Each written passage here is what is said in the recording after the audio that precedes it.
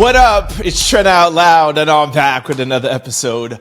All right, depending on what time zone you're in, it's Friday night. Well, hold on. It's Friday night, or for some of y'all, it's a Saturday morning. I can't believe I almost forgot it was Friday. Shame on me, Trent. Regardless of where you are in the world, the weekend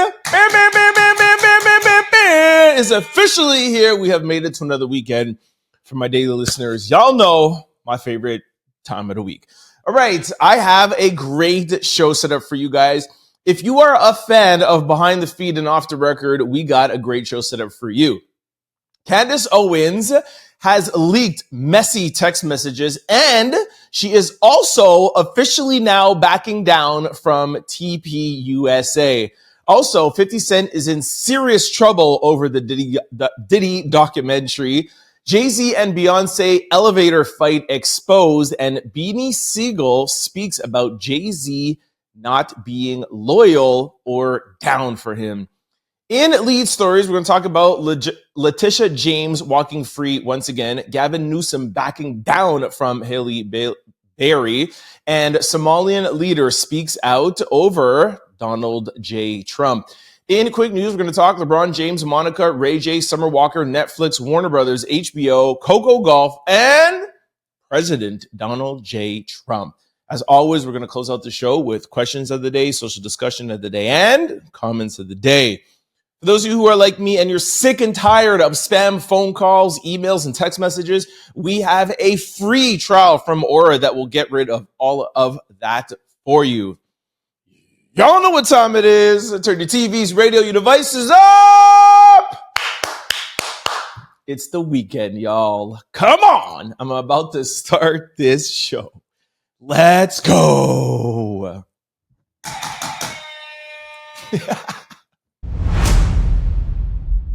All right, in our first story behind the feed and off the record, Candace Owens shares personal text message from Charlie Kirk about going out on a date with a woman who was not his wife. All right, we're going to tackle this really quickly and then go to TPUSA because that's the most important thing here. But I wanted to start off with this because it's a follow-up from a story that we broke yesterday, okay? Now, I don't know what year this text message is from, but this is messy mid Candace Owens YouTube. That's the caption. Now, why I wanted to play this video here for you is that for those of you who saw yesterday's show, we played a video from Candace Owens, and it's the first time in Candace Owens' entire career that she has ever mentioned Erica Kirk's way in a way that was kind of questionable. She has been throwing everybody under the bus when it comes to Charlie Kirk, but she has been very strategic in dancing around Erica Kirk.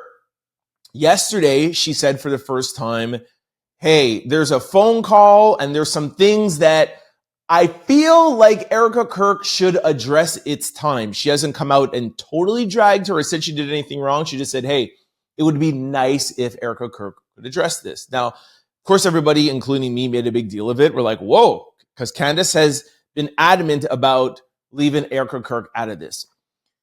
So what was said was said. For now, we haven't heard anything from Erica Kirk.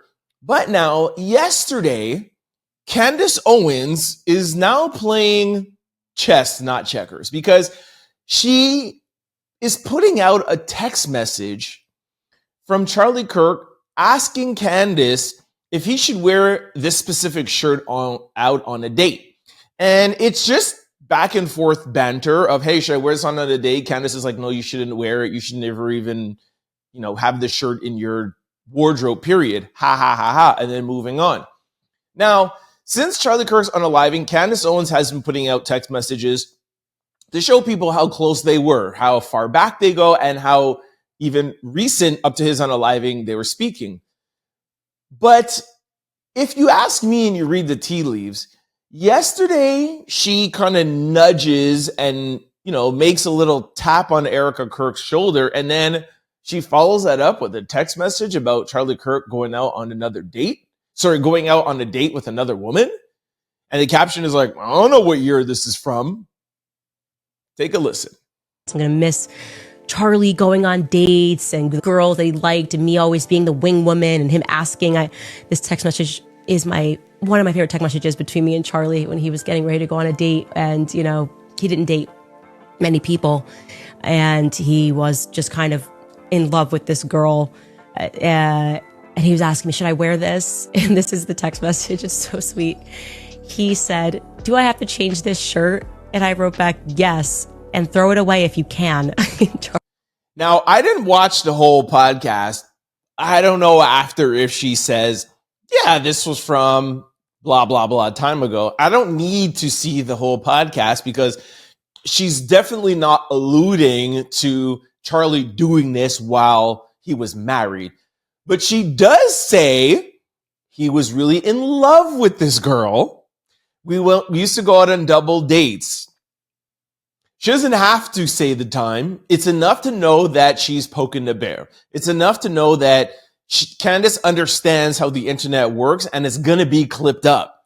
So regardless of what she says after, what she says before, the fact that she's putting this in her show, she knows it's going to get clipped up and she knows that she is poking the bear when it comes to Erica. Like I said, just wanted to start out with this, letting you know where Candace is going. Let me know what you guys think about this in the comment section below. Okay, in our second story behind the feed and off the record, all right, let's get to the meat on the bone here. Breaking news. Candace Owens is no longer going to be sitting down in Charlie Kirk's studios in Phoenix and going head to head with TPUSA. Again, yesterday we played video of Charlie Kirk's friends and people that worked at TPUSA saying December the 15th, we're accepting, everybody's coming together and we want Candace Owens, we want to have a head-to-head conversation with her. Candace Owens had said before, anytime, any place I'm willing to go. She got the message, she accepted. All of a sudden today, that's not going to happen. Now, there's a bunch of text messages back and forth. I'm not going to read all of them to you, but I'm going to give you guys a couple so you at least get the gist of what's happening and what the result is, okay? So Candace said, kind of weird how you didn't email or call me to ask me about times or availability and chose to instead tweet this confirmation out at midnight. Why am I learning about this on X? December 15th does not work in person, and 2 p.m. Pacific time is also literally the time I do my podcast live every day, which you knew, but we will happily cancel the daily podcast and we'll join you guys virtually instead of live stream on the 15th, if that works on your end. Lock it in. Now, this is in response, this is still Candace. We'll also add that I'm happy to jump on Charlie's show any day, anytime, then virtually. We'll also add that I'm happy to jump on Charlie's show any day before then, virtually as well. I was serious when I said we could do it today even. Virtually, I can make it happen pretty much any day because it's easier to move things around with the kids and find someone to sub for my morning homeschooling. Now, Candace, we have you on video saying anytime, anywhere, any place, it doesn't matter. We don't need lawyers. We don't need anything. You said that's not how you move. You said name the time and the place and you'll be there. Now, all of a sudden, this is the time where you do your podcast. You said that you're willing to do whatever you have to do to get the answers for us, the public, and for yourself in the spirit of finding out what's going on with your friend Charlie. You want to get to the heart of actually who did this for your best friend, Charlie Kirk. And now all of a sudden, you have an issue with the homeschooling and you have an issue with the time and your podcast. Like, I thought none of that mattered and just the truth mattered. The reason why I'm disappointed is yesterday I said, I kind of jump on the fence depending if I should believe Candace or not. I have been for years prior to this pretty much a Candace Owens hater. I don't like a lot of the things that she's done in the Black community for Black Lives Matter, et cetera, and Kanye West. And there's a couple of things that I really didn't really like, the stands that she took. But over the years, as you guys know, whenever somebody does something right or on the right side of right, I'll say that they're right, even though they're not my favorite person. And every time I jump to her corner, like yesterday, I was like, yo, she said that she wants to have a meeting. She said that she's down. Let's go. They invited her. She accepted. And now today, it's going virtual instead? But wait, there is more. Candace Owens backs out of in-person invite, wants to do virtually instead. Here's more. Now, these text messages are cut off, but you'll be able to get the gist, okay? This is somebody on TPUSA's side. Yesterday, we made it clear that we would be scheduling a formal response to the allegations and accusations you have made. This is to Candace. We've decided that response will be delivered during a live stream on December the 15th. Thank you for your response, letting us know you will not be joining the in-person conversation. We will be proceeding without you. Candace Owens says, kind of weird that you didn't email or call me to ask me my availability, etc. I already read this to you before. Now, here is the second one. Again, this is really cut off, but we can make use of it. So this is Candace Owens saying here, we've decided that the best response for this is to live stream your live stream and provide commentary. So what Candace Owens is now going to do is she's not going to show up in person. She's not going to show up virtually.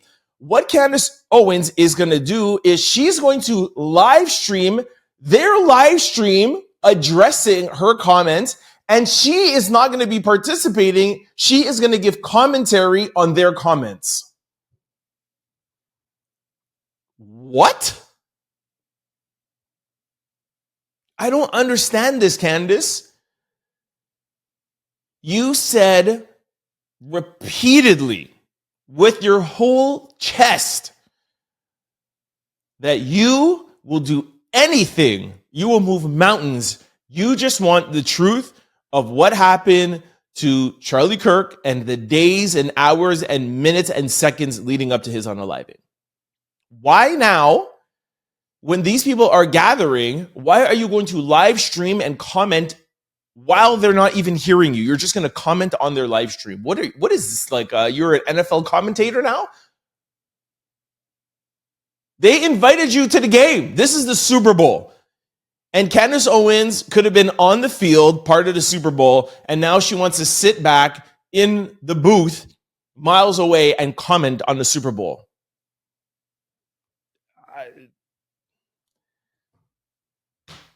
I'm disappointed.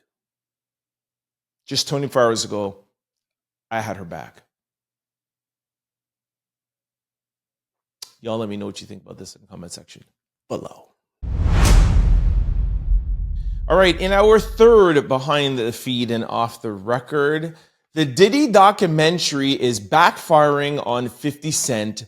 This is bad. Okay, for the past 2 or 3 days, I've been promising to not talk about Diddy anymore and this documentary, but it's taken on a whole thing on its own. This is not really about the documentary, so I'm still following through with my word. This is really about 50 Cent. 50 Cent is in trouble. So is Netflix. There's a lot going behind the scenes. Legally, off the record, there's a lot. I'm going to break down pretty much the 3 or 4 things that are going on. I think I have 5 things. Y'all know when the notepad comes out, we're going in. So I'm going to tell you, a lot of content creators are finally following back behind Mr. Trent Out Loud and tearing apart this documentary. You know what?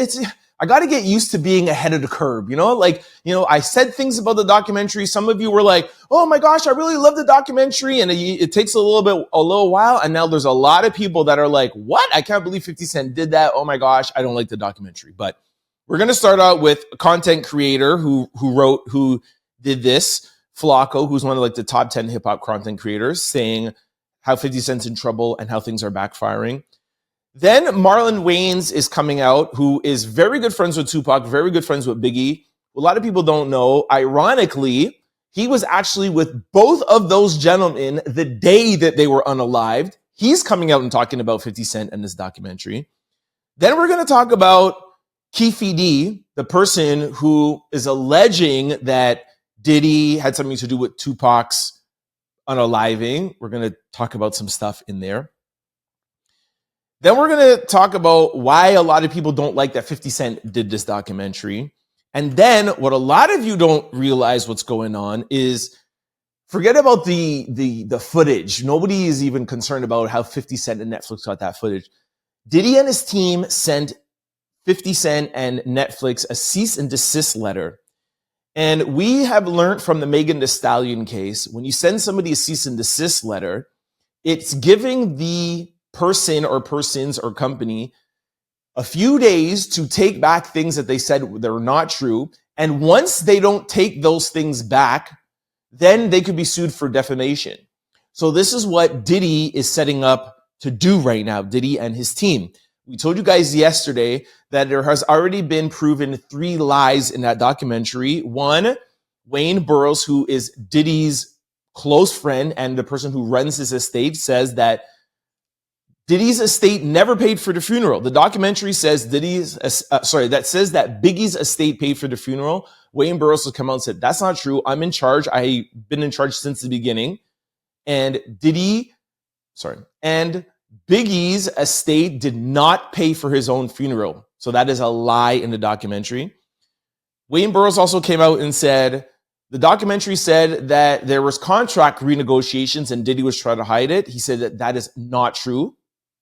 And he also said that there was a Rolling Stone cover that the documentary said that Diddy stole from B.I.G. and that that's not true. So we have 3 things that, from what we know, if Wayne is saying is true, that are facts, that are lies presented as facts, which can go under defamation. So those are 3 things that are going on under the cease and desist. So let me break that down. Now, we're going to start out with the content creator, Flacco. Before I go to the video, I want to address one thing. There was a person in my comment section that said, I think her name was Cheryl. So this will be comment of the day. There's somebody in my comment section that said, hey, Trent, when you first told us about the documentary, you told us that, these things have already been, talked about before, and that's why you didn't like the documentary, but it seems as if you're faulting us for not knowing these things. And you're acting like a spoiled brat just because you know doesn't mean that we don't know. And I want to address that comment. Now, my out louders and my daily listeners know that I would never assume for you guys to know anything. The reason why you watch this show is because you know that I'm here to give you the information. So I don't expect you to know everything that's going on in the hip hop industry for the past 15 or 20 years, but I do expect you to trust me because you watch the show for a reason.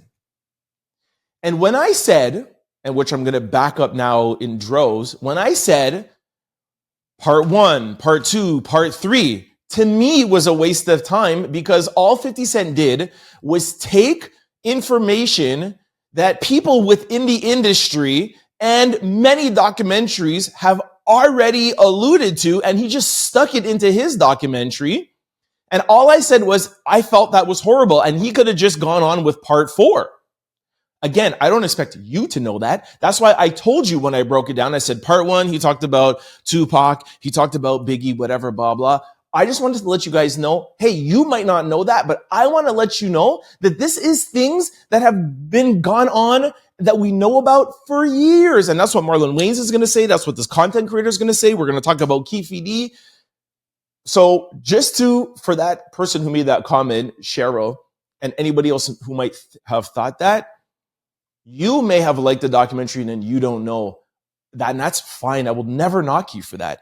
But when I tell you that all 50 Cent did was take all hip hop wives' tales from the past 10 or 15 years ago that people have uncovered millions of times and stuck it in a documentary, calling it a new documentary. I thought it was horrible of him. And now people are catching up and being like, hold on a second.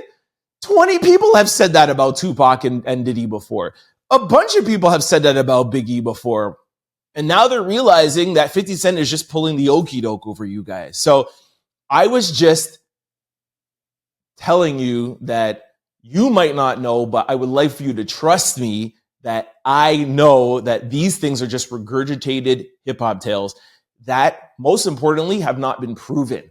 And 50 and Netflix are bringing people, sitting them down in front of a camera, and they're just saying, yeah, well, we think he had something to do with Tupac's unaliving. We think he had something to do with Biggie's unaliving.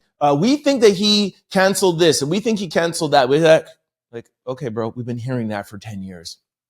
Anyways, let me go on now to tell you everything that people are now saying that I said 2 or 3 days ago. First, let's go to Flacco that did this great piece. The Diddy documentary is backfiring on 50 Cent. Take a listen. This Diddy docuseries that 50 Cent just released on Netflix could be backfiring on 50 Cent. People are taking to social media in droves. Call out 50 Cent just as much as they're calling out Diddy. The Diddy docuseries didn't really tell me nothing new about Diddy, and that was one of the critiques. Like, a lot of the stories I already heard. Okay, so that was Flacco. Shout out to Flacco. Now, here is Marlon Wayans. I'm sure you guys know who Marlon Wayans is, White Chicks, etc., the Wayans brothers. The Wayans brothers from New York, very, very, very close with Big and his whole entire family, mind you. And also, Marlon was in, I think it was Above the Rim with Tupac. Very, very close with Tupac. And from what you guys may have learned in the documentary that you didn't know, Big and Tupac were actually really close at one time. Tupac really liked Biggie and thought he was the next big thing. Not bigger than him, but the next big thing. Marlon is very close with Tupac, well, was very close with Tupac and very close with Biggie. Listen to what he said about the documentary. You saw Big before he passed? Yeah.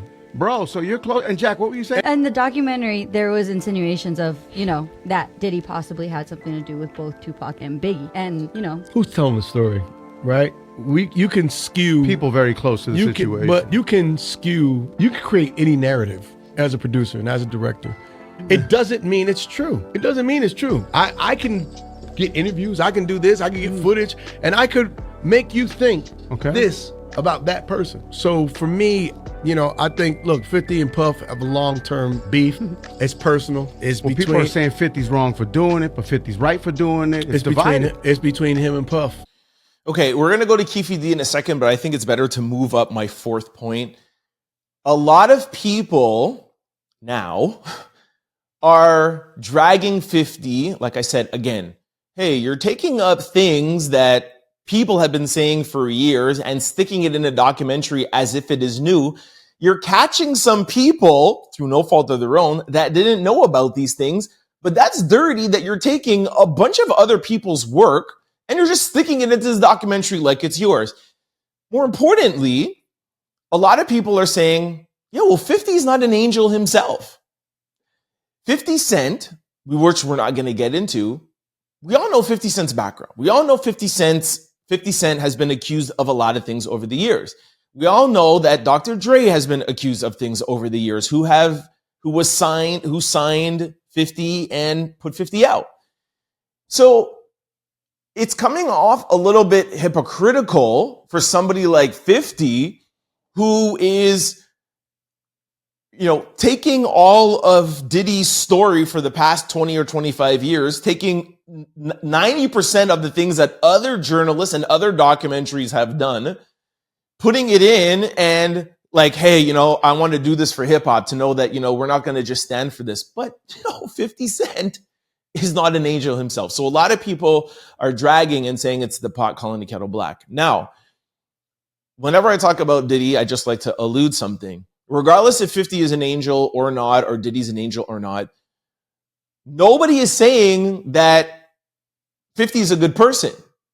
We have seen a lot of hearsay, but we've also seen a video of what he did to Cassie. And y'all know that I'm a person that stands on facts and I need receipts. So while I know about the Keefe D thing, which we're going to talk about, and the Tupac thing, and I might not know, I'm like, okay, there hasn't been any proof. I'm very curious to see what's going to come about in Vegas with Keefe D's case in August. I might go out and cover it.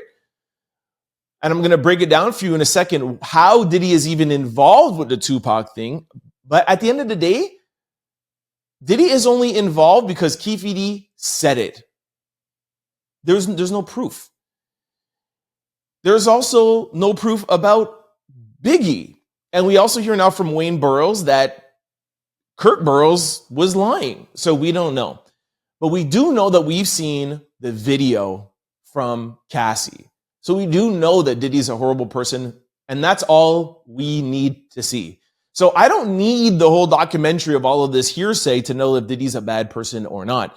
But I can understand people dragging 50 Cent to be like, okay, Diddy is not the best person in the world, but sir, you, of all people, shouldn't be the person who's highlighting and being the face saying, yo, we need to bring down this monster who has all these accusations for years and years and years. Okay. And then there's also the civil case, the criminal case that we just went through with Diddy. Nobody's ever saying that Diddy's a perfect person. So when people are dragging this documentary now, it's not in response to say, hey, Diddy's an amazing person, don't believe this. Never.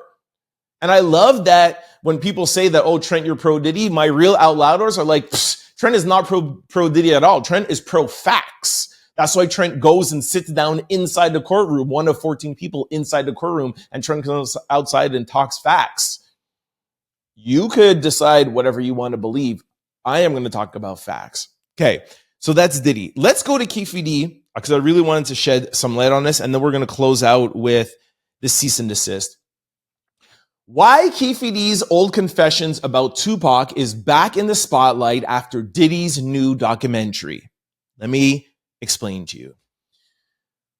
When Netflix released The Reckoning last week, viewers immediately reacted to footage of Keefe D. Davis talking about unaliving Tupac Shakur. The internet buzzed with people asking when he filmed the interview and why he chose to speak during a tense moment for Diddy. What many did not realize is that nothing they heard in the documentary was new. It was rooted in Keefe D's long discussed 2009 proffer agreement, a deal that was supposed to stay confidential until he spent years breaking his own protection. A proffer agreement is often called a Queen for a Day meeting. It gives a witness a chance to speak openly with investigators about a crime, including their own involvement, while receiving limited protection. The government cannot usually use the person's exact statements against them as long as the individual follows the rules. They must tell the truth, and they must not repeat the protected information publicly. A proffer is not immunity. It is a temporary shield that only stays strong if the witness stays quiet. If that person lies, reveals the same details in an interview or publication, or turns the story into content for the public, prosecutors can use those new statements at any time. Once the individual starts talking outside the room, that shield weakens and sometimes disappears completely. That is exactly what happened to Keefe D. After signing his proffer agreement in 2009, he began telling the story publicly. He appeared in interviews describing who sat in the Cadillac the night Tupac was unalived, how the GUN moved around the back seat, and what sparked the retaliation. He decided to put those details on camera His decision to put those details on camera meant the protection he once relied on now no longer held the same weight. He eventually published a memoir where he again described the night Tupac was unalived and named the people he claimed were involved, including his nephew, Orlando Anderson. The book gave investigators a fresh set of statements. And that is what led to Keefe D being arrested. 2009 is when we first heard of this. I understand this might be the first time for some of you, and that is why when I gave you guys a recap of part 1 and part 2, I said in part 1 and part 2, 50 Cent was talking about Tupac Shakur's unaliving and Diddy potentially having something to do with it. But you don't need to watch that because it's old news. I don't know why 50 Cent put somebody else's work in here claiming that's his own. And I have videos from Art of the Dialogue and Vlad TV that I'm going to play for you in a second. I wasn't saying it to discredit it. I wasn't saying it to say, oh my, I was just saying it to say, like, why is he putting this in here? And now people are catching up. Like, why is he doing this? Why is he going on as if like he discovered this? No, KVD's on trial, dog. Like, we all know this. And the only thing that ties Diddy to this is KVD and now Kirk Burrows, who said, hey, he had us drive cars down here or whatever, blah, blah, blah. But again, Kirk Burrows' civil case thrown out. No criminal case. And the KVD, who knows what's going to come of that? Here is 2 videos from 10 years ago of KVD claiming that Diddy once was in a room and said, yo, I'll give you guys $1 million if y'all do something to Tupac. There's no evidence. There's no recording. There's no email. There's no nothing. There's just KVD saying that this is what happened. And that's what he's on trial for. And he said it to the government in a proffer agreement. Then he went after and said it to the Art of Dialogue and said it to Vlad TV and ran his mouth and then wrote a book about it. And now, you know what his defense is? I didn't mean that. I just said it to go viral. That's what KVD is saying now. Diddy never told me nothing. I had nothing to do with this. We were not the people who unalived Tupac. I made all of this up because I want to go viral. Please let me out of jail. That is what the court case is going to be in 2026. And that is what y'all want to take and be like, yeah, Diddy did it. And if you want to, that's fine. But I need a little bit more facts than that. I need a little bit more facts before I say, yo, Diddy was the one who unalived Biggie. I need a little bit more facts than Kirk Burrows saying, yo, we were out in LA. Big was out there. He didn't want to be out there. We canceled the flight and we kept him out there. Now, is it horrible that Diddy brought him out there when he knew that stuff was going on? It was horrible. But does that mean that he actually set him up to be unalived? If you want to believe that, that's fine. And I'm not saying that you shouldn't. All I'm just saying is that we need a little bit more facts. We need court cases. That we need an investigation. We need a trial. And 50, I don't think, and a lot of people are thinking, should have stuck what a lot of journalists and a lot of people have done work for the past 15 years and have talked about this. And now he's putting it in his Netflix documentary and being like, haha, I'm going to tell you all about Diddy. You know what he did to Tupac? You know what he did to B.I.G.? You know what he did to this person? You know what he did to this person? And acting as if like he's holier than thou and he has undiscovered the horrible person Diddy has been for the past 20 years, and he should get the credit. People have been saying that Diddy was a horrible person way before 50. That's all we're saying, and that's all people are saying now. People have done the work way before Fifth, way before Netflix. So stop it. Here is Keefe D. I don't know exactly what year this is, around 10 years ago, talking about Tupac on Vlad and Art of Dialogue. I can only play a little clip, as enough for copyright reasons, but here's some clips. So he wasn't trying to grab Tupac? Nah. And while y'all was BMW, Tupac was trying to get in the backseat? Oh, you just look like he was breakdancing and bullets was hitting.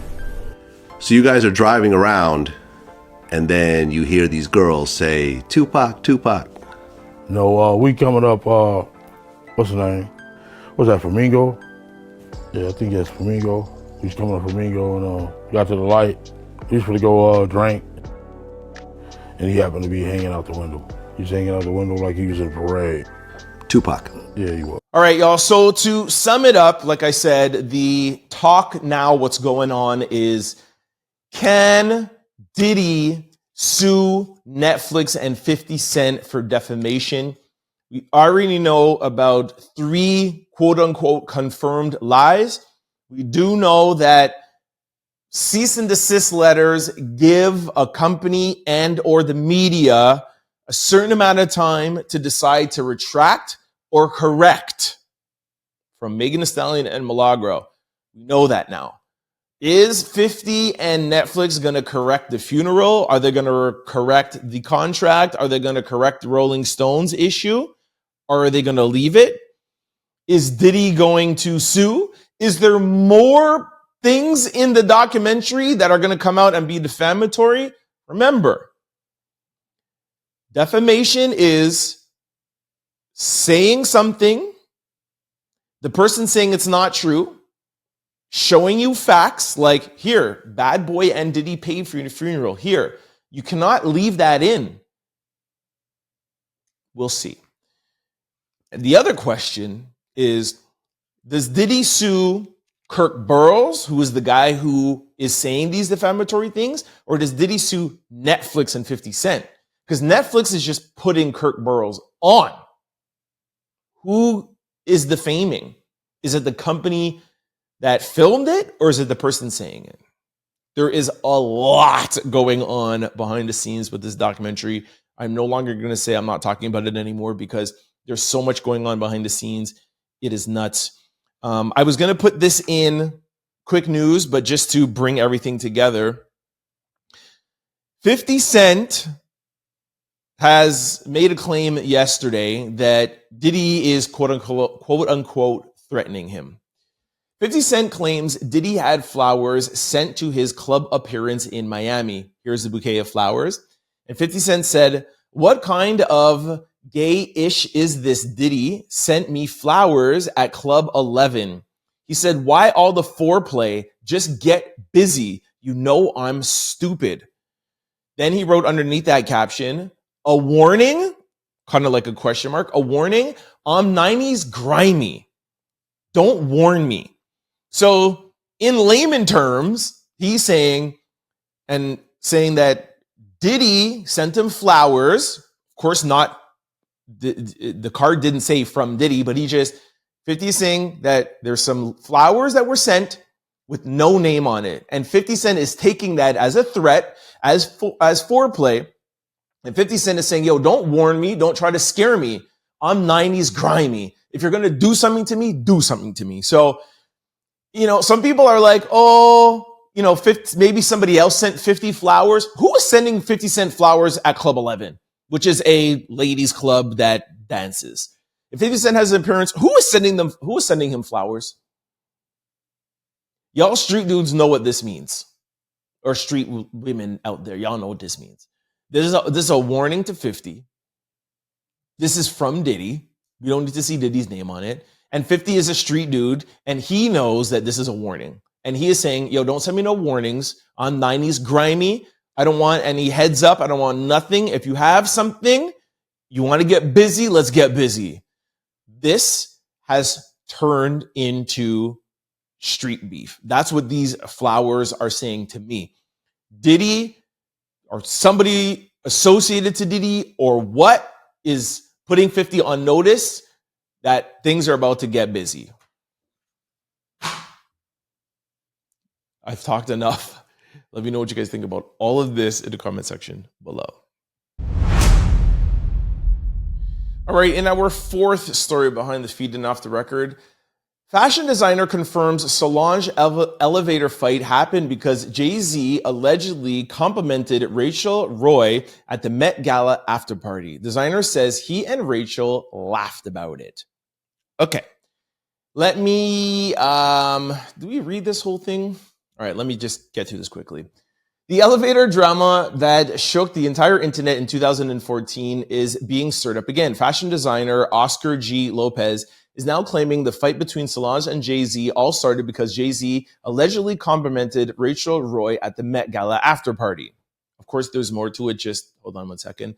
According to the Daily Mail, Lopez said Rachel Roy ran into Jay-Z during the after party festivities, and Jay was surprisingly taken back by how good she looked in her black lace gown, which Lopez designed. According to him, Jay told her she looked beautiful, and that little moment didn't sit well with Solange at all.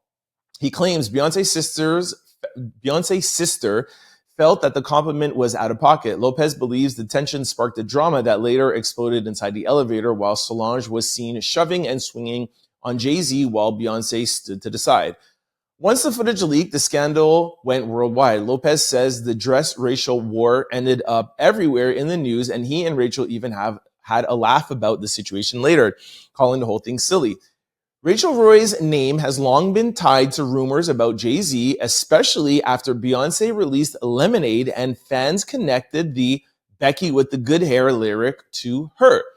Roy denied the connection at the time. Jay-Z and Solange eventually released a joint statement saying they apologized to each other and move forward as a united family. Jay later admitted to past infidelities, but never said who it involved. Okay, now I'm going to play the elevator scene beside me. I'm sure most of you guys remember it. Two things. One, let's just tie into Rachel Roy, because it's not just a girl that was there and Jay was like, hey, nice dress, and Solange went off.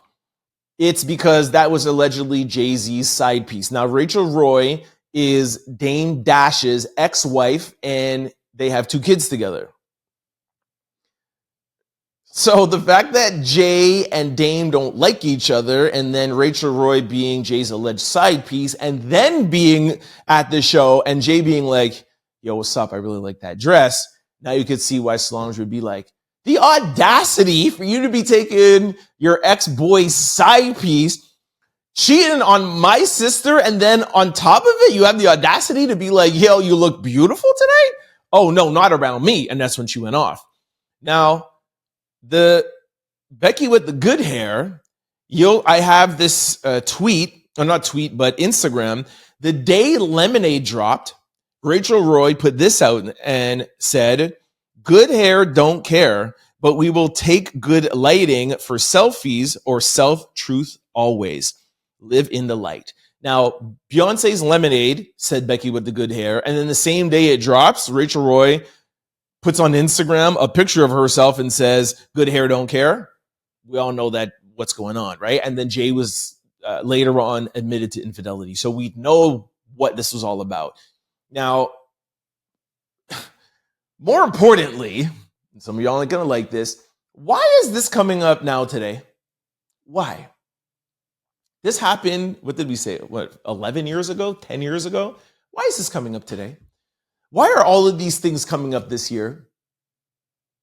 Why, when we're Jay-Z and Beyonce were at F1, people are like, yo, they seem weird together. They seem very distant.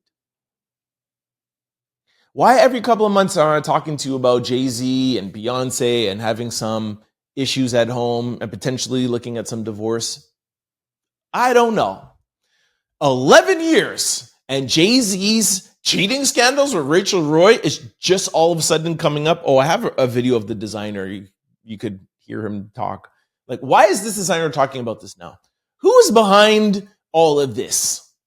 Is somebody out there trying to remind y'all that Jay is not that much of a good person to maybe, when the divorce comes down, you're like, yeah, she should divorce him. So it's not so shocking to everybody.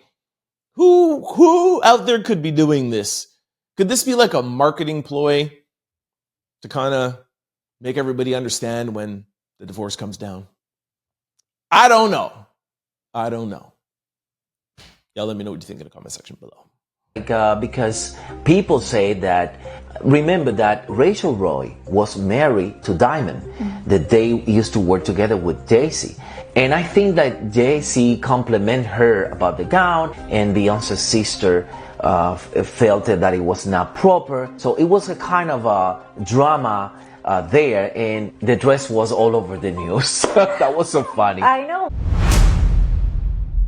Our fifth story behind the record, behind the feed and off the record, just quickly.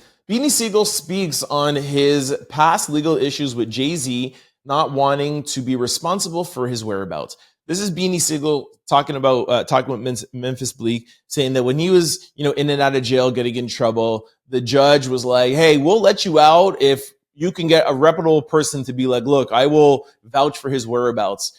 And guess who Beanie Sigel asked? Jay, you're a big CEO. You're a billionaire. Can you vouch for me? You know what JC said to him? Nah, bro, you're on your own. You're my man and all that. State property, Beanie Sigel. Yeah, we're tight. We're boys. Sorry, can't vouch for you. Again, why is this resurfacing now? It's like there's a 2025 smear campaign going on with Jay-Z.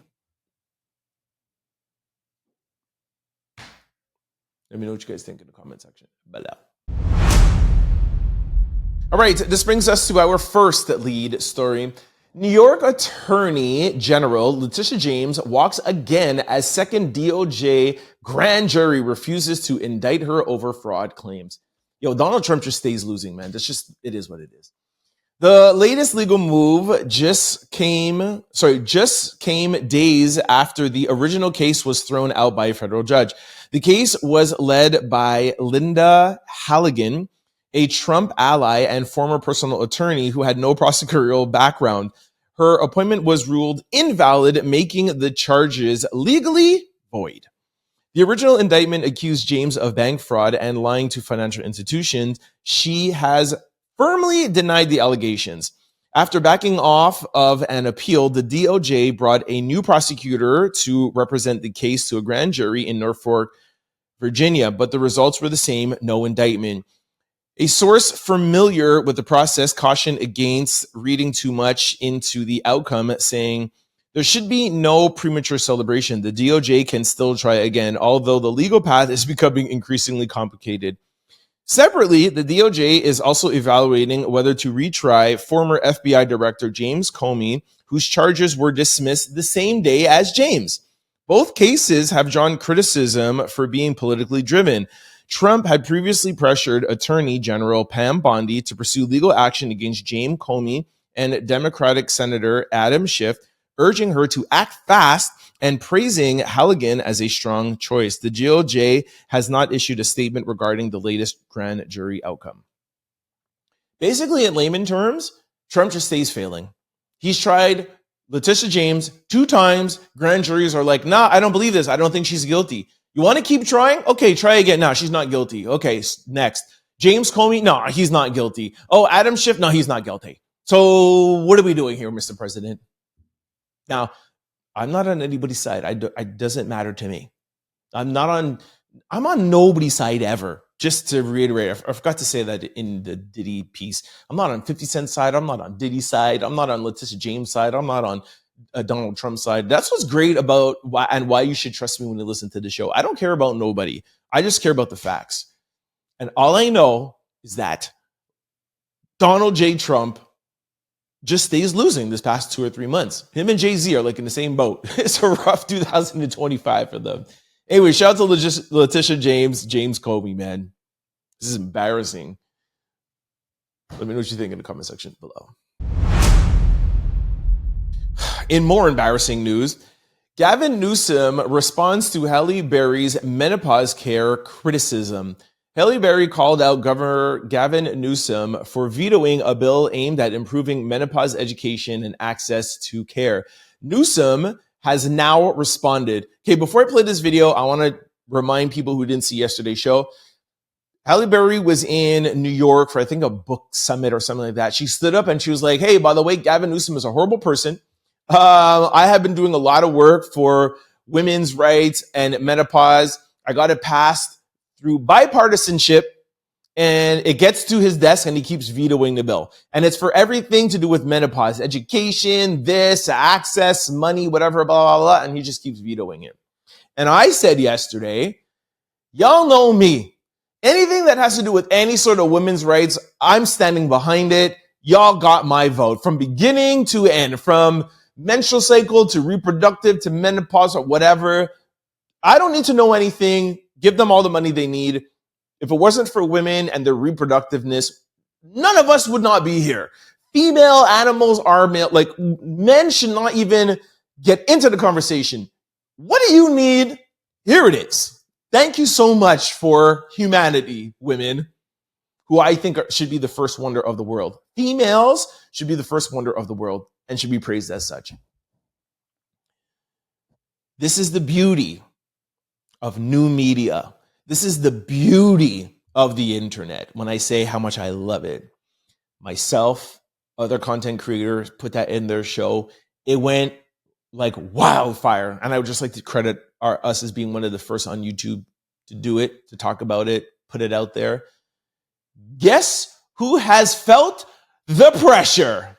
Halle Berry had some comments. Do you have any? Connected with her manager. We're have the ability to reconcile. And so we're reconciling. So like, I've included it in the budget next year. She didn't know that. Oh, really? Yeah, so we're reconciling. Gavin Newsom acted like a typical guy. We're going to contact and we're going to reconcile. But also, like, what she doesn't know is that it was already in my budget. Hold on. Are you contacting me to reconcile, or was it already in the budget? So now he wants to try to act like, yo, before she went out and went viral and all these people came for me, I was already going to approve it. I was just keeping it in the budget and hidden because I wanted to surprise her, not because she called me out and I'm succumbing to the pressure.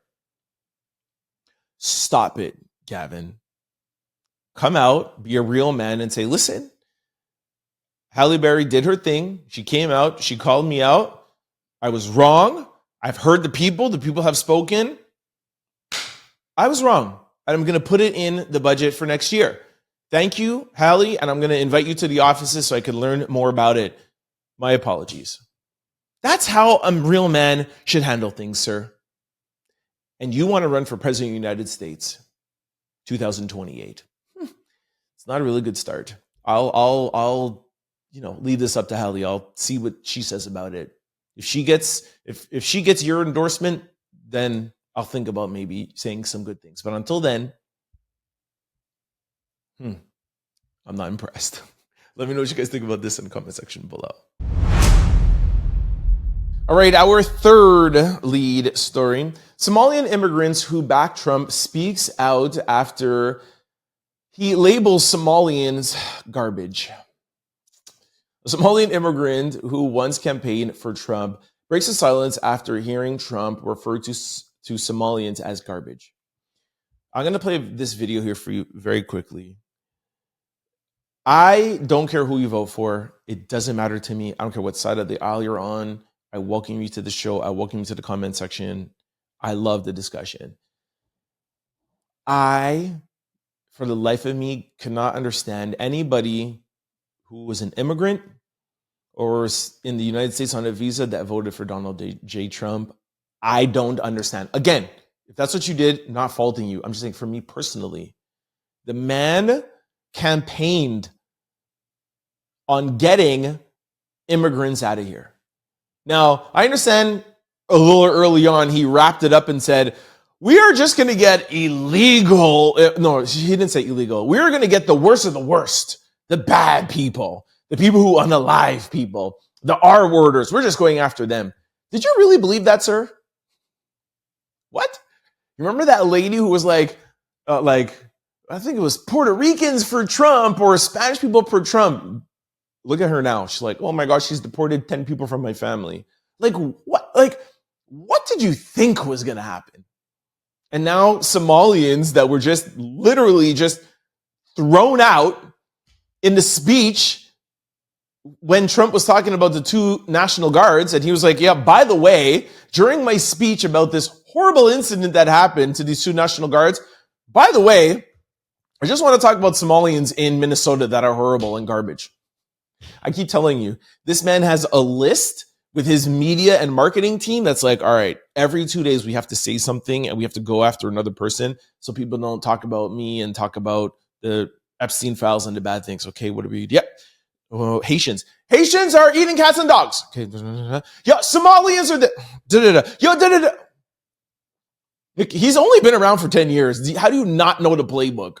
Anyways, I don't even want to play this video, but like, here's 2 seconds. What would you say to the president if he were standing here right now? Mr. President, we campaigned for you. We have hope in you. We see hope in you. Please differentiate between good, bad, and evil. I campaigned for the president in 2024. I actually went out and we reached 50 million people. I'm not going to stop being a Republican. But what I do know is for a fact is what I'm saying, we told you so. All right, this brings us to quick news. Ring my bell. All right, in our first quick story, it's over. The LeBron James 10-point streak is over. All right, I have to put this at the top of quick news. LeBron James' 10-point streak is over. It was 1,297 straight games, and last night he only scored 8 points against the Raptors. The last time LeBron James scored under 10 points, Twitter was less than a year old. Bronny, his son, was 2 years old. Cooper Flagg was 15 days old. And George W. Bush was president. Okay.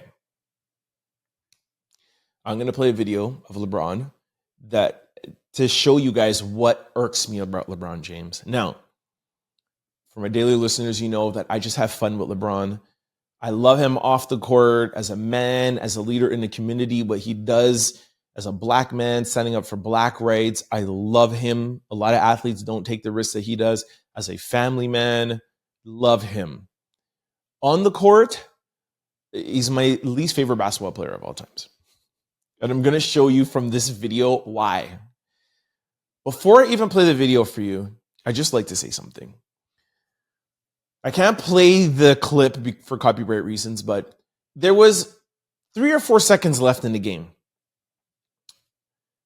His teammate has the ball, and of course they're trying to get it to him because we know that he doesn't want the streak to end. So LeBron gets it, makes the correct play, and passes it to his teammate. His teammate hits a 3 and wins the game. The game prior to that, LeBron James took a 2-point shot. When people were like, yo, why are you forcing this? Why are you only going after the record and not going after your team? He ignored it. There are some people that are like, yo, you shouldn't just be playing for the record. But I mean, this is something that's been going on so long.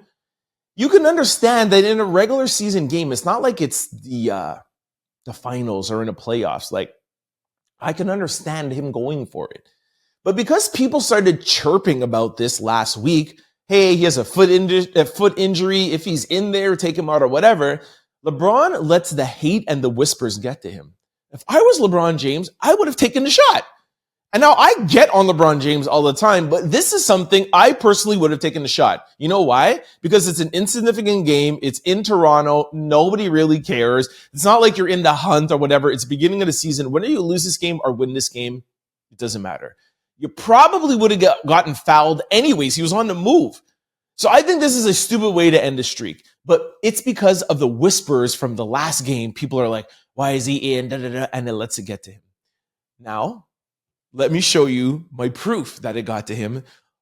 Look at the video when somebody asks him, what do you think about the streak ending? Take a listen. Now that the streak has ended for you, what feelings did you have? None. We won.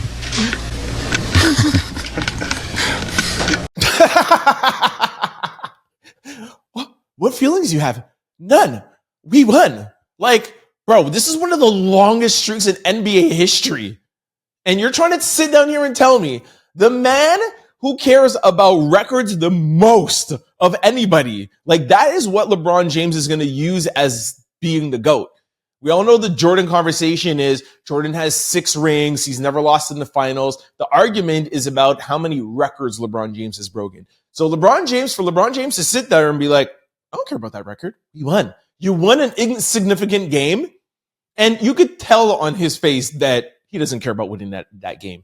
But LeBron James is stuck between my record and what people are going to think about me. The honest answer, if it was really true, would have been, yo, of course I don't want to lose that streak. Y'all know how much I love that streak.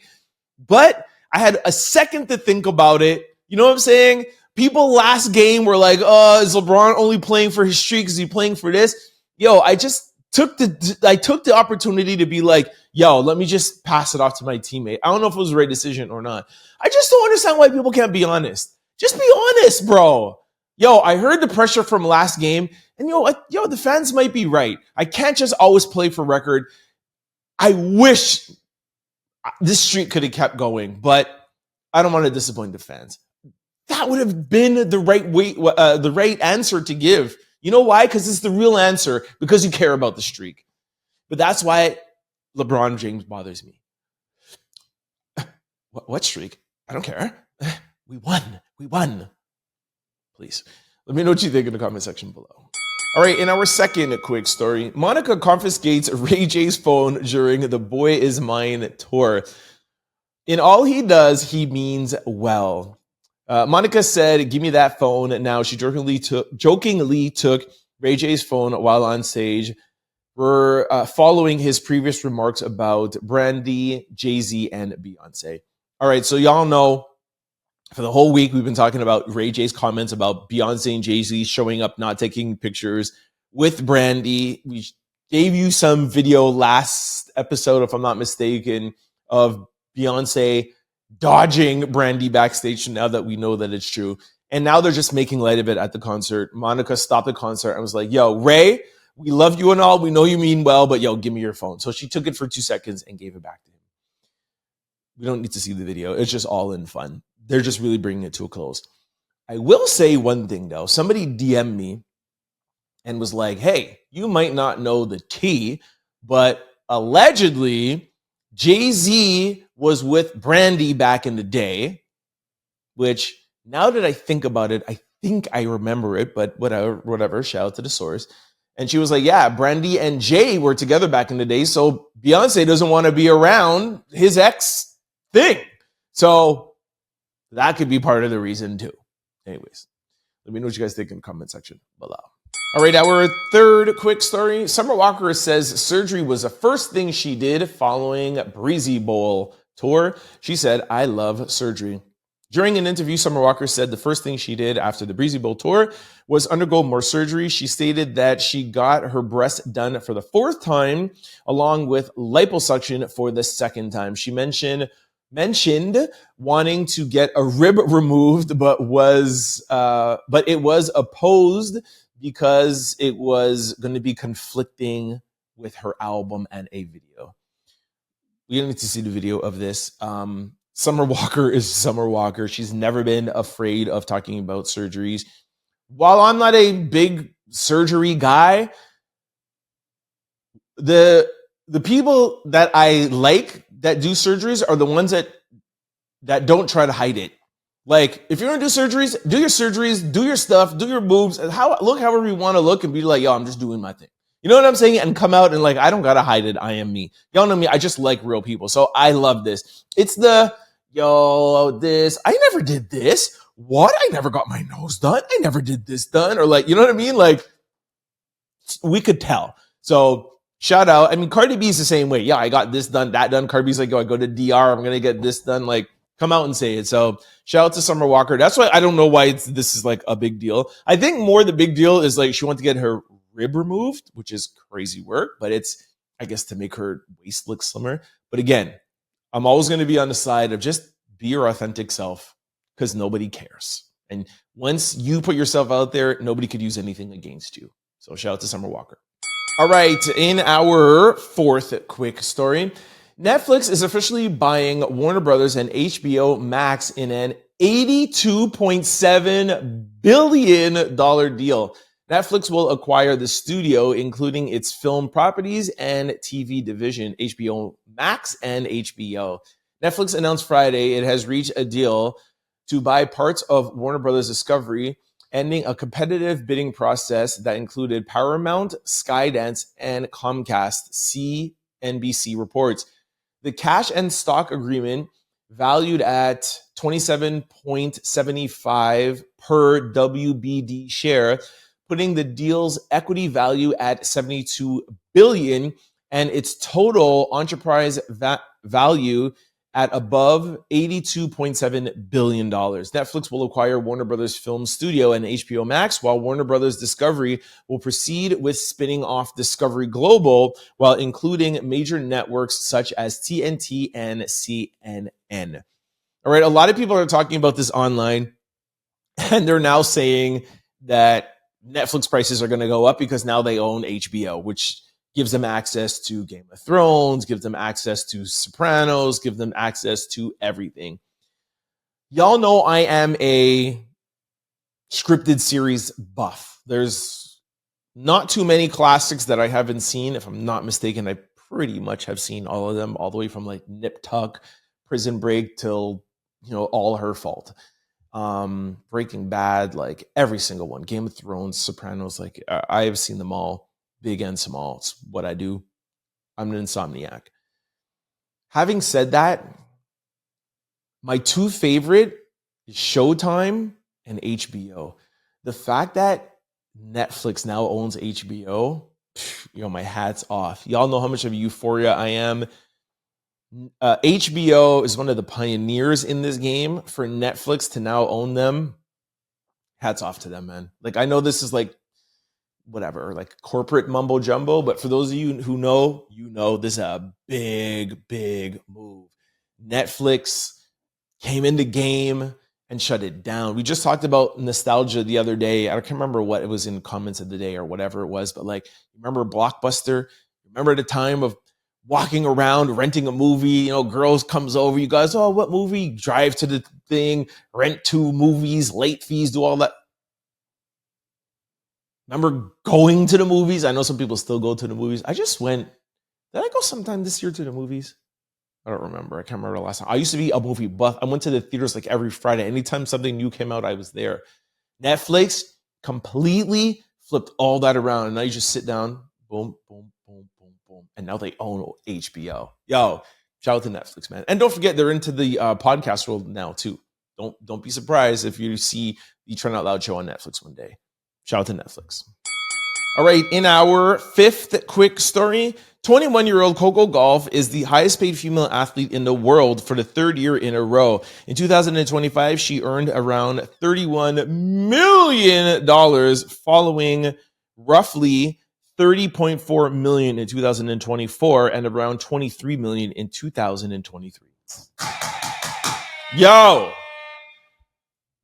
21-year-old Coco Gauff is the highest paid female athlete in the world for the third year in a row. In 2025, okay, I read all that. Her mix of major prize money wins with powerful global endorsement has kept her at the top of the women's sports, solidifying her status as one of the most influential athletes of her generation. Y'all know how much I get down with female athletes. Let's go, man. And one of my favorite of all times, Serena Williams, who I think probably may go down as the greatest athlete ever of all times. Now, we all know that Jordan is my favorite, but Jordan never won a championship while pregnant, and Serena Williams did. So just the fact of that, I think Serena might be the greatest athlete of all times. But I love how Coco Gauff is following in her footsteps. Shout out to Coco Gauff. All right, in our sixth quick story, oh my gosh, I can't believe I'm even reporting this. Donald Trump wins the first ever FIFA Peace Prize. I'm sorry. I refuse to read this caption. I refuse to play the video.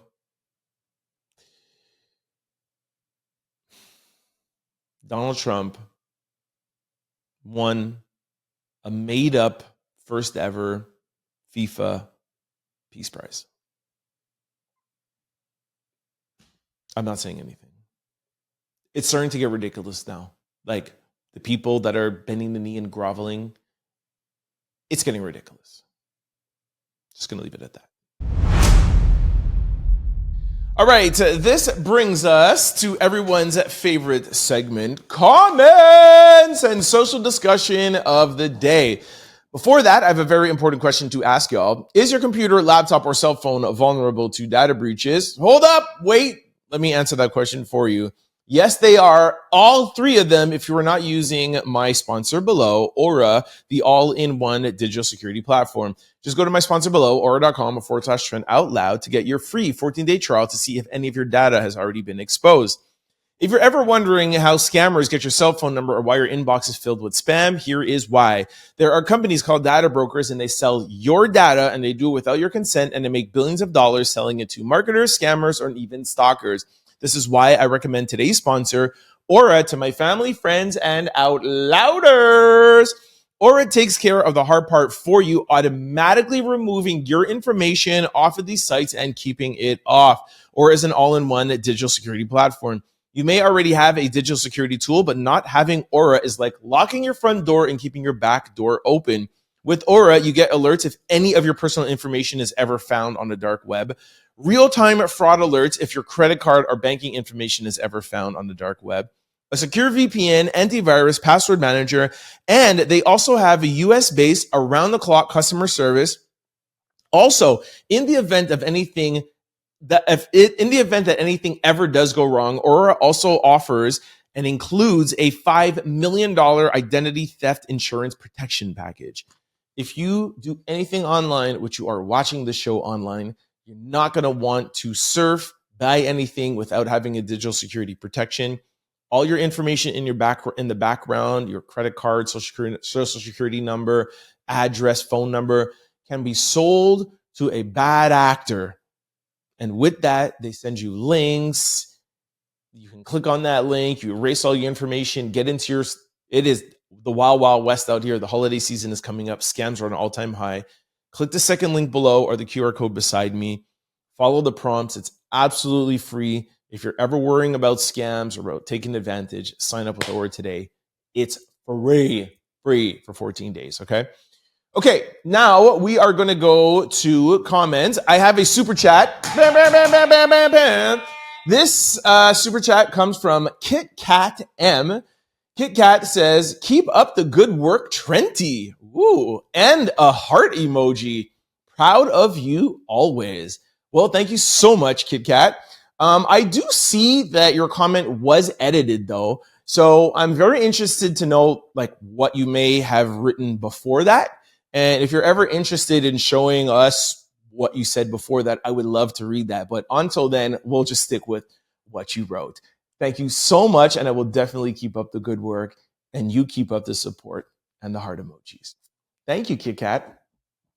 All right. We're going to go to a random, well, not so random. We're going to go to a DM that I got. Normally, I would go to the comment section and randomly pull one, but I want to pull one from my DM today that I got. Oh, I already cut it off. Sorry. What was the name of the person? Hold on 1 second. I want to get the name of the person.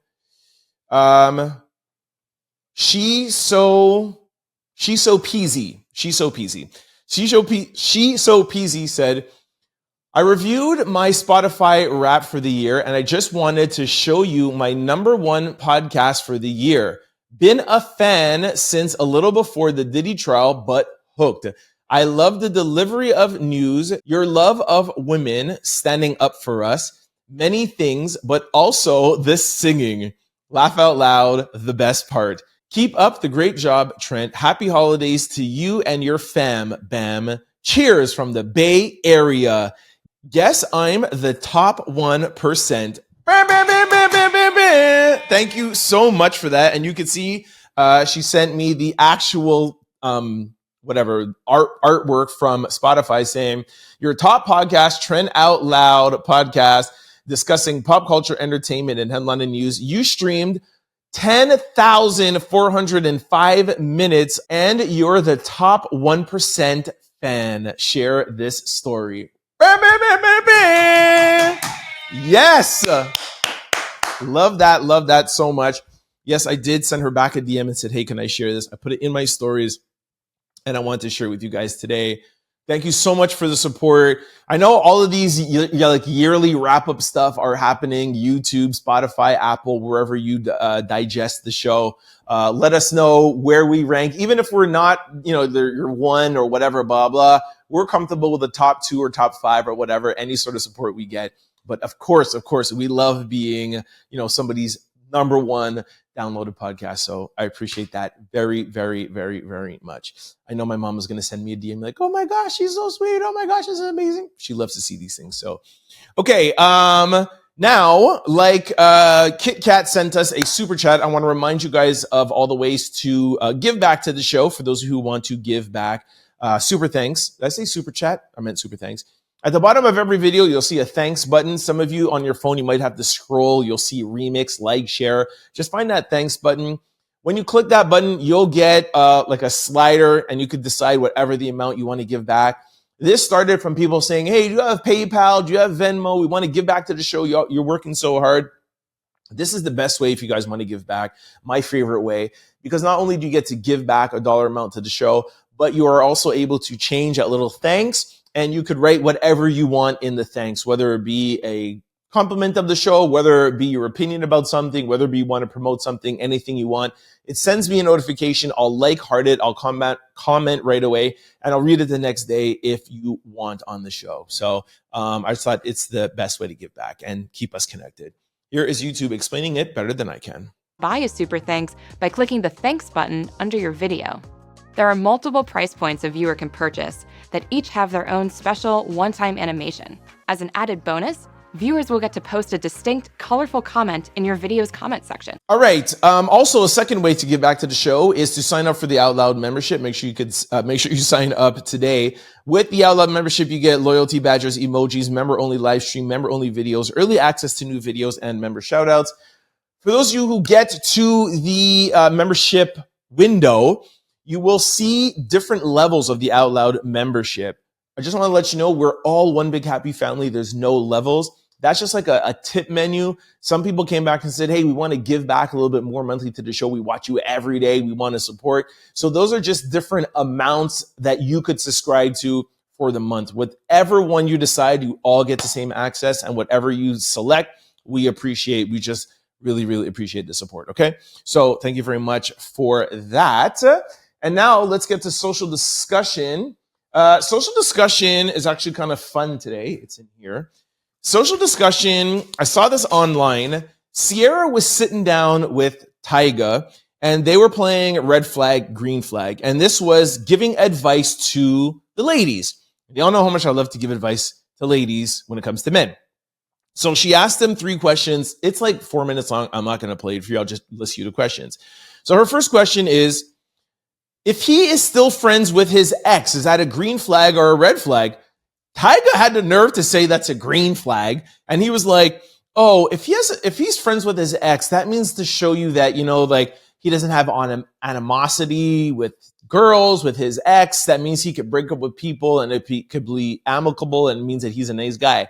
And then Sierra was like, okay, so does that mean that your girl could go out to lunch with her ex? And he's like, oh, no, that would be a red flag.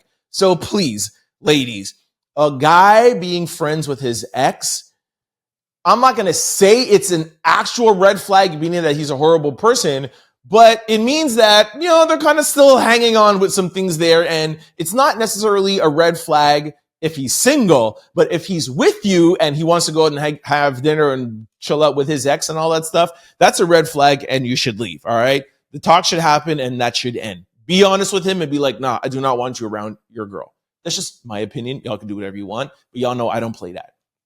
Second thing is he's only texting you after 10 p.m. So yeah, after 10 p.m. Tyga's like, that's a green flag. What about somebody like me who's an artist? I'm in the studio. Again, Sierra doubles down and she's like, okay, you're in the studio till what time? Like 6 a.m.? Okay. You get out the studio. You go to bed. You wake up at what? He's like around noon. So he's like, from noon till 10 o'clock? You mean you're not texting your girl? That's a red flag. Let me tell y'all something. I've told you this a million times.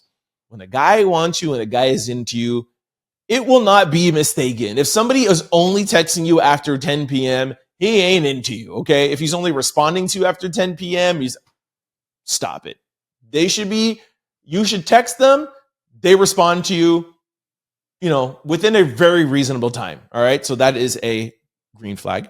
A red flag if he's only texting after 10 p.m. Huge red flag. He has 100 plus unread messages. Again, Tyga was like, that's a green flag. That means that, he has no time to be responding to people and he's busy. Excuse me, sir. What are the 100 messages? What 100 people have your phone number, sir? Stop it. We're in a relationship. Time to change that phone number. Stop it.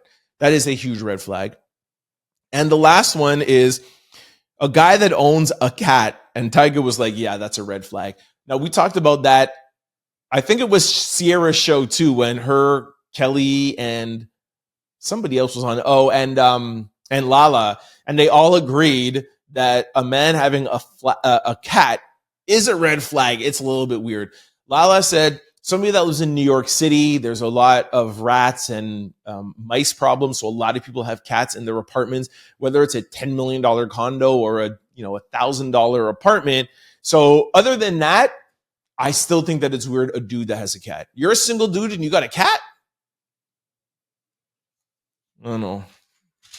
Questionable. They're all red flags. Ladies, trust your instinct. That is the thing that I'm so envious that you have, is this beautiful thing called instinct. And you know when you have a good man, you know when you don't have a good man. Follow your instinct.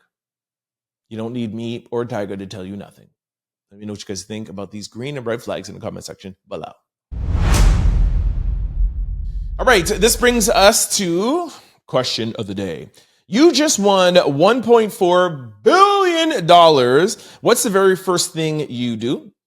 First person said, take a shower and wash being broke one last time. Next person said, thank God, thank God. Oh, I knew I was going to get a lot of thank God. Thank God, then hire a lawyer, thank God. Ordering a 10-piece so I could think.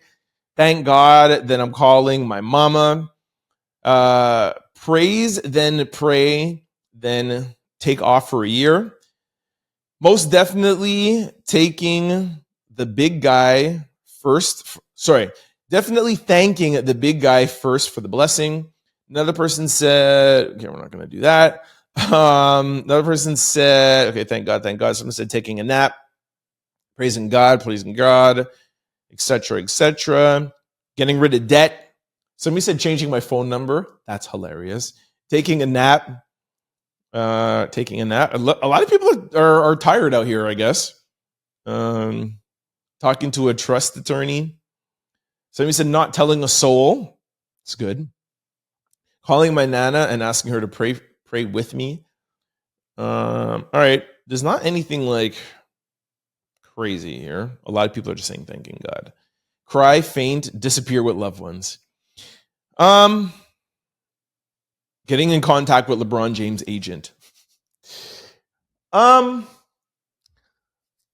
know I should keep it fun, but I gotta be me. I just want to let you guys know that whatever you decide to do with that $1.4 billion, just know that your actual self, your actual life, the core life is not going to change. I'm sorry to break it to you. Yes, things are going to be easier. Yes, you don't have to worry about bills. Yes, you don't have to worry about food. Yes, you don't have to whatever. My daily listeners know that I used to be on welfare, steal food or whatever. I've been to the bottom of the bottom and the top of the top. Just trust me. Money, I don't care how much it is, it's not going to change. You could buy 10 houses, you could go on vacation, and you could buy all the sports cars you want. At the end of it, you're going to be like, I got a lot of houses and I got a lot of bedrooms. You're going to be like, damn, I got a lot of cars. Hey, I got a lot of, I got a lot of Louis Vuitton. I got a lot of Hermes. Like, you got to always make sure you're right within, because the money and the whatever you do, it's not going to change anything. It's not going to change anything.